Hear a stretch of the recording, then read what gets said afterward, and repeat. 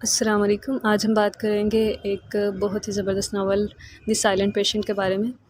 دی silent patient Alex مائکلیڈس نے لکھا ہے، جو کہ ایک برٹش رائٹر ہیں، اور یہ ان کا فرسٹ ناول تھا، 2019 میں پبلش ہوا۔ ایلیکس مائکلیڈس نے ایم اے انگلش لٹریچر کیا ہے، اور انہوں نے سائیکو تھراپی 3 ایئرس کے لیے اسٹڈی کی۔ تو اس طرح انہوں نے اپنا انگلش لٹریچر اور سائیکو تھراپی دونوں کا نالج ملا کر یہ ناول لکھا ہے، اور کیونکہ انہوں نے 2 تیروں سے ایک شکار کیا ہے، تو بہت ہی زبردست شکار ہوا ہے۔ ناول بہت ہی زبردست ہے، اس میں سسپینس ہے، مسٹری ہے، تھرلر ناول ہے، اور اینڈ تک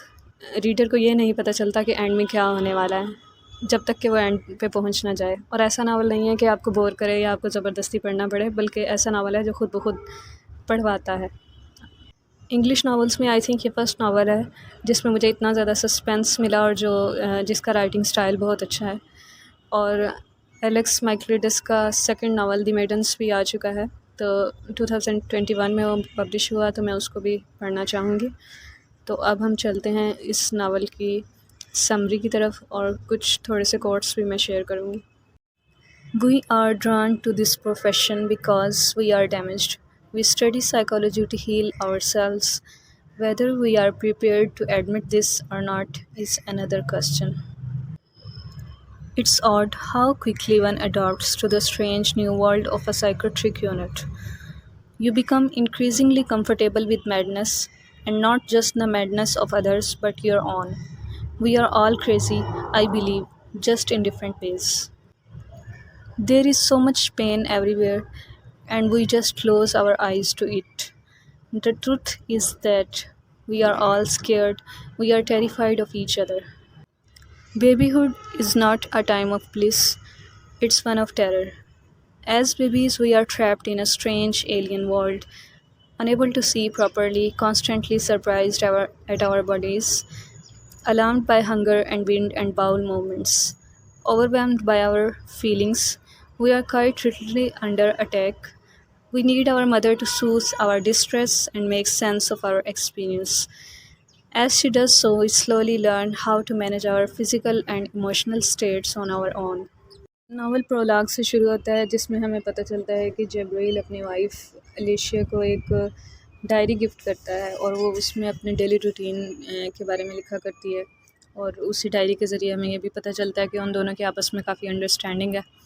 اور ان دونوں کا ریلیشن شپ اچھا ہے۔ اس کے بعد ناول کا فرسٹ پارٹ سٹارٹ ہوتا ہے، اور اس میں ہمیں فرسٹ لائن یہ ملتی ہے کہ الیشیا برنسن was 33 years old when she killed her husband. تو یہیں سے سسپینس سٹارٹ ہو جاتا ہے کہ آخر ایسی کیا وجوہات بنی جن کی وجہ سے اس نے اپنے ہسبینڈ کو کیل کر دیا۔ حالانکہ وہ پہلے ڈائری میں جیسے وہ لکھتی نظر آتی ہے، اس سے یہ فیل ہوتا ہے کہ ان کا ریلیشن شپ بہت اچھا ہے۔ اس کے بعد ہمیں مزید پتہ چلتا ہے کہ جبرائیل جو ہے وہ فوٹوگرافر تھا، اور الیشیا پینٹر تھی، اور ان کی شادی کو 6 سال ہو چکے تھے جب اس نے اپنے ہسبینڈ کا مرڈر کیا، اور اس کا مرڈر اس طرح سے ہوا کہ وہ چیئر میں بندھا ہوا تھا، اور اس کو ایک گن کے ذریعے فائر کیا گیا جس کے اوپر الیشیا کے فنگر پرنٹس تھے۔ اور اگرچہ اس مرڈر کا کوئی وٹنس نہیں ہوتا، لیکن کیونکہ الیشیا کے فنگر پرنٹس گن پہ موجود ہوتے ہیں، اس لیے اسی کو ہی مرڈر سمجھا جاتا ہے۔ الیشیا اس واقعے کے بعد سے بالکل نہیں بولتی، ہاں البتہ وہ ایک پینٹنگ بناتی ہے جس کے اینڈ پہ وہ لکھتی ہے السیسٹس۔ السیسٹس ایک گریک میس میں ہیروئن تھی، جو کہ اپنی لائف اپنے ہسبینڈ کے لیے سیکریفائس کر دیتی ہے، اور پھر کسی طرح دوبارہ زندہ ہو جاتی ہے، لیکن کبھی نہیں بولتی، ہمیشہ خاموش رہتی ہے۔ الیشیا کو اریسٹ کر لیا جاتا ہے، لیکن کچھ عرصہ بعد ہی کورٹ یہ ڈیسائیڈ کرتا ہے کہ الیشیا پاگل ہے، تو اس کو ایک ہاسپٹل میں ایڈمٹ کر دیا جاتا ہے۔ پھر ہمیں نریٹر کے بارے میں پتہ چلتا ہے کہ اس کا نام ہیو فیبر ہے، اور اس کو الیشیا سے کافی ہمدردی ہے، کیونکہ اس نے اس کا کیس نیوز پیپرز وغیرہ میں پڑھ رکھا ہے، اور الیشیا کے ہاسپٹل میں ایڈمٹ ہونے کے 6 سال بعد وہ اسی ہاسپٹل میں اپلائی کرتا ہے، تو اس کو وہاں پر جاب مل جاتی ہے۔ تھیو فیبر خصوصی طور پر الیشیا کا کیس میں انٹرسٹنگ ہے، تو پھر وہ اس کی انڈیویجول تھراپی کے لیے اتھارٹیز سے پرمیشن لے لیتا ہے۔ اس کے ساتھ ساتھ ہمیں تھیو فیبر کی پرسنل لائف کے بارے میں بھی پتہ چلتا ہے کہ وہ کیتھی نام کی ایک ایکٹریس کے ساتھ میریڈ ہے۔ الیشیا کے میڈیسن کی ڈوز بہت زیادہ ہے تاکہ وہ کسی کو نقصان نہ پہنچا سکے، اور وہ اسی میڈیسن کے زیر اثر ہی رہتی ہے۔ تو تھیو جب یہ نوٹ کرتا ہے تو اس کے میڈیسن کی ڈوز کم کرواتا ہے تاکہ وہ خود سے کچھ سوچ سمجھ سکے۔ اس کے بعد جب وہ اس سے میٹنگ کرتا ہے تو الیشیا اس کے اوپر جمپ کرتی ہے اور اس پہ اٹیک کر دیتی ہے۔ اس کے باوجود تھیو فیبر پازیٹیو رہتا ہے اور وہ یہ کہتا ہے کہ الیشیا کا یہ ریئیکشن یہ شو کرتا ہے کہ وہ اپنا ڈپریشن اور پین لوگوں کو بتانا چاہتی ہے۔ لیکن اس کے باوجود تھیو فیبر کا جو سپروائزر ہے وہ اس کو 6 ویکس کی ڈیڈ لائن دیتا ہے کہ اگر 6 ویکس کے اندر الیشیا اسپیکنگ ٹرمز پہ آ گئی تو ٹھیک ہے، ورنہ اس کا جو تھیو فیبر کے ساتھ انڈیویجول تھراپی کا سیشن ہے وہ ختم کر دیا جائے گا۔ پھر تھیو فیبر کی پرسنل لائف کے بارے میں پتہ چلتا ہے کہ وہ ایک دن اپنی وائف کیتھی کا ای میل اکاؤنٹ کھولتا ہے تو اس کو معلوم ہوتا ہے کہ اس کی وائف اس کو چیٹ کر رہی ہے۔ لیکن تھیو یہ سوچتا ہے کہ وہ کیتھی کے بغیر سروائیو نہیں کر سکے گا، تو وہ ایسے پریٹینڈ کرتا ہے جیسے وہ اس بارے میں کچھ نہیں جانتا۔ پھر تھیو فیبر الیشیا کے لیے دوسرے پیشنٹ سے الگ ایک روم میں پینٹنگ کے لیے ارینج کرواتا ہے اور وہ چاہتا ہے کہ اس طرح سے الیشیا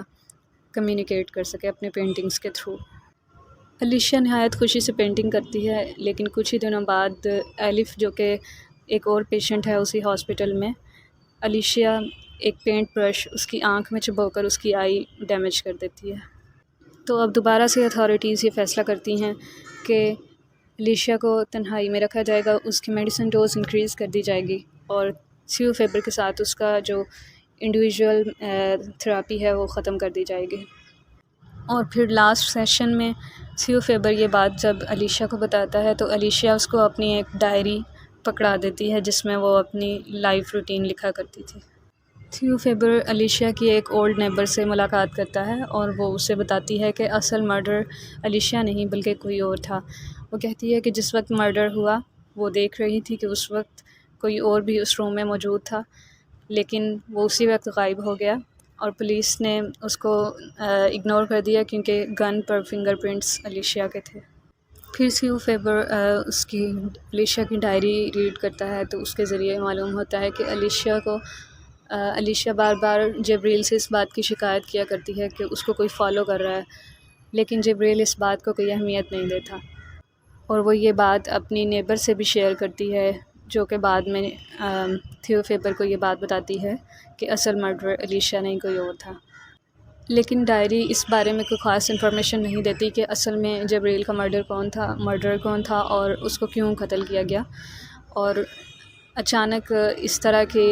سین پہ آگے ڈائری ختم ہو جاتی ہے جب الیشیا یہ لکھتی ہے کہ کوئی جو اس کو فالو کر رہا تھا جو شخص وہ اس کے گھر میں اب موجود ہے، اور یہیں پہ ڈائری ختم ہو جاتی ہے۔ پھر آہستہ آہستہ الیشیا تھیو فیبر سے تھوڑی بہت باتیں کرنے لگتی ہے اور آخرکار تھیو فیبر اس سے پوچھتا ہے کہ اس کے بعد کیا ہوا تھا، جہاں تک ڈائری ختم ہوئی ہے اس کے بعد کیا ہوا، جب وہ شخص اس کے گھر میں آیا تو اس کے بعد پھر کیا ہوا تھا۔ الیشیا بتاتی ہے کہ جو شخص اس کے گھر میں آیا وہ ماسک پہنے ہوئے تھا اور اس نے ہی اس کے ہسبینڈ کو آ کر مرڈر کیا۔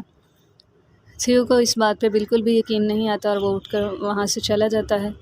اور پھر اس کے کچھ دیر بعد پتہ چلتا ہے کہ الیشیا کو پلس کی ہیوی ڈوز انجیکٹ کر دی گئی جس کی وجہ سے وہ کوما میں چلی گئی۔ اس کے بعد پھر سے ہمیں تھیو فیبر کی پرسنل لائف کے بارے میں پتہ چلتا ہے کہ اگرچہ اس نے اپنی وائف کیتھی کے سامنے یہ پریٹینڈ کرنے کا فیصلہ کیا تھا کہ وہ یہ شو نہیں کرے گا کہ وہ جانتا ہے وہ اس کو چیٹ کر رہی ہے، لیکن وہ اس شخص کا فالو کرنا شروع کر دیتا ہے جس کے ساتھ مل کر کیتھی اسے چیٹ کر رہی ہے۔ اس شخص کے گھر تک وہ جاتا ہے تو تھیو فیبر کو معلوم ہوتا ہے کہ وہ بھی میریڈ ہے اور اپنی وائف کو چیٹ کر رہا ہے۔ تو تھیو فیبر کو اس کی وائف سے ہمدردی بھی ہو جاتی ہے اور وہ اس کی وائف کو یہ دکھانا چاہتا ہے کہ اس کا ہسبینڈ اس کو چیٹ کر رہا ہے، تو وہ اس کی وائف کو چیز کرنا شروع کر دیتا ہے، وہ اس سے کسی نہ کسی طرح بات کرنا چاہتا ہے اور اس سے بدلہ بھی لینا چاہتا ہے۔ آخرکار ایک دن وہ ماسک پہنے ہوئے جبکہ اس شخص کی وائف گھر پہ اکیلی ہوتی ہے تو اس کے گھر میں چلا جاتا ہے اور پھر اس کا ہسبینڈ بھی آ جاتا ہے تو وہ ان دونوں کے چیئر میں باندھ دیتا ہے اور وہ کہتا ہے کہ ان دونوں میں سے کوئی ایک زندہ رہے گا اور اس کے پاس گن ہوتی ہے، تو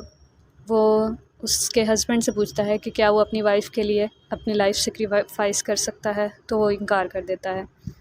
پھر وہ اس کی وائف کو انٹائی کر دیتا ہے اور وہاں سے جانا چاہتا ہے کیونکہ اس کا مقصد پورا ہو چکا ہے۔ وہ صرف اس کی وائف کو یہ دکھانا چاہتا تھا کہ اس کا ہسبینڈ اس کے ساتھ لائل نہیں ہے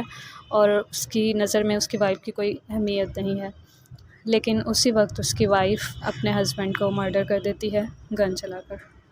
تو یہاں پر آ کر ساری مسٹری سولو ہو جاتی ہے کہ دراصل سیو فیبر کی جو پرسنل سٹوری چل رہی تھی وہ پاسٹ کی تھی اور پریزنٹ میں وہ الیشیا کے ساتھ جو سیشن کر رہا تھا وہ تھے،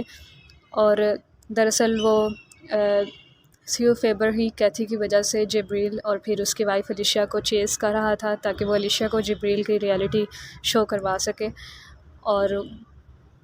اور اسی کی وجہ سے ہی الیشیا نے اپنے ہسبینڈ کو مرڈر کیا تھا۔ لیکن تب تو وہ غائب ہو گیا تھا اور پولیس کو اس کے بارے میں کوئی ثبوت نہیں ملے تھے، صرف الیشیا کے فنگر پرنٹس مل گئے تھے تو اس کو اریسٹ کر دیا گیا تھا۔ لیکن اس کے بعد بھی سیو فیبر کو کوئی ڈر نہیں تھا، لیکن الیشیا سے ہمدردی ضرور تھی کیونکہ اس کی وجہ سے اتنا زیادہ اس کا لاس ہوا، اور پھر اس نے اس کے ساتھ انڈیویجول سیشن سٹارٹ کیے۔ لیکن جب الیشیا نے بولنا سٹارٹ کر دیا اور اس نے جب اس کو بتایا کہ جو شخص اس کے گھر میں آیا تھا اس نے ماسک پہنا ہوا تھا اور اسی نے اس کے ہسبینڈ کو مرڈر کیا تھا، تو تھیو فیبر یہ جان گیا کہ الیشیا کو سب کچھ یاد آ چکا ہے اور وہ اسے واضح طور پہ یہ بتانا چاہ رہی ہے کہ اسے سب کچھ پتہ ہے۔ تو پھر اسی نے جا کر الیشیا کو میڈیسن کی ڈوز انجیکٹ کر دی تاکہ وہ کوما میں چلی جائے اور اس کے خلاف پولیس کو کچھ نہ بتا سکے۔ لیکن تھیو فیبر یہ نہیں جانتا کہ جب وہ اس کو انجیکٹ کر کے جاتا ہے تو اس کے فوراً بعد الیشیا اپنی ڈائری اٹھاتی ہے اور سب کچھ لکھ دیتی ہے کہ جب وہ شخص اس کے گھر میں آ گیا تھا تو کیا ہوا تھا اور وہ شخص کون تھا۔ پھر یہ ڈائری پولیس کی کسٹڈی میں آ جاتی ہے اور اس طرح تھیو فیبر اپنے انجام کو پہنچ جاتا ہے۔